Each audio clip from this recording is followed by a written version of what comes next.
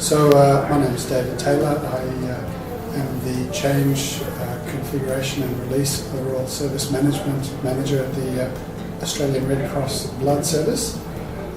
So we're an organisation that has complete responsibility for the supply of blood to the Australian community. So if you like, our customers are all the hospitals across Australia, large hospitals, small hospitals, public, private. We're a national organisation. We have collection centres across the country. We do our processing of blood once again across the country, and our operations are critical for the Australian community in terms of the provision of blood 24/7, 365 days a year. We are the only ones who do what we do in Australia. Yeah, that's very proud to be part of the organisation. Absolutely. It's a not-for-profit organisation. We are funded by government, so that's our source of income. And what's unique about our business is that our product, blood and tissue and organs, relies on the Australian community for donations. So, if you think of the various industries throughout the country and internationally, not many are reliant on donors as we are.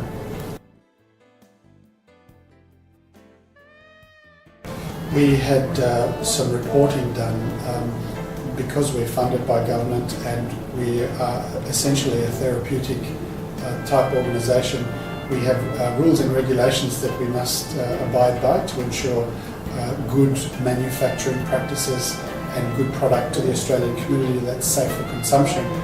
So one of the audits was some vulnerability and penetration testing, and we found some opportunities for improvement, and it was at that point we looked for a partner in the industry.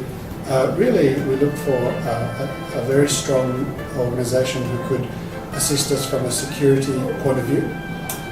We wanted someone who has good experience in this field and brings proven results. Sorol was screened amongst a number of organisations and came out as the preferred partner in this instance. And I think our engagement now has been nearly 18 months. The initial engagement was largely to validate the vulnerability and penetration testing results, and then to assist us with remediating that infrastructure from a security point of view. So I think in the sort of 12-18 months that we've been engaged, there's literally been hundreds, if not thousands, of improvements to our infrastructure.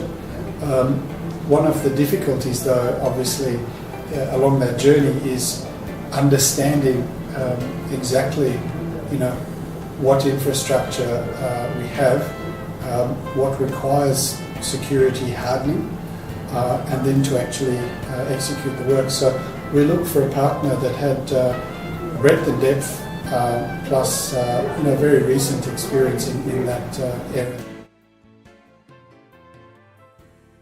So we're looking for that security expertise. We're looking for that ability to work with us from an SME plus a project management or program management point of view. And really, as most organisations, you partner with an organisation and, you expect a certain deliverable. We're looking also for some value adds around improving our practices, frankly, in the security and configuration space.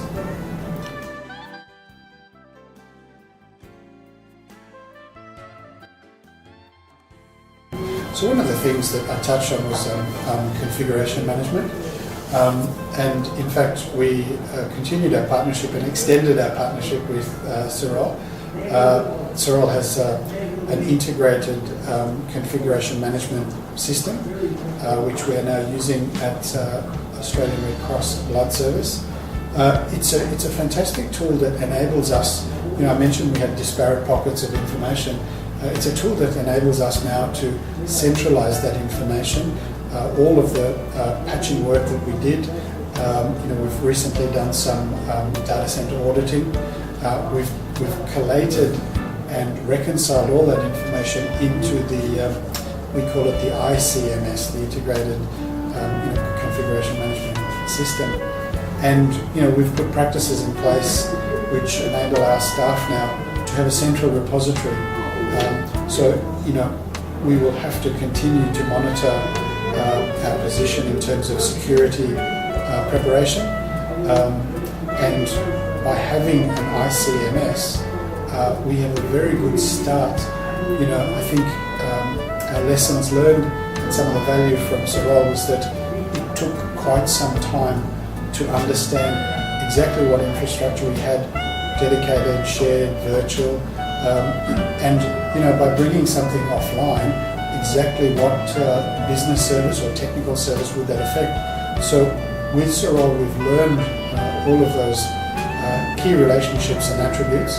They now reside in our ARCBS, and frankly, whether it's an incident that happens in the environment from time to time, or whether it's a change we need to make, certainly the journey we went through, the information we attained, and the use of that tool helps us pretty much on a daily basis to manage risk and to provide better uptime and service quality for our business.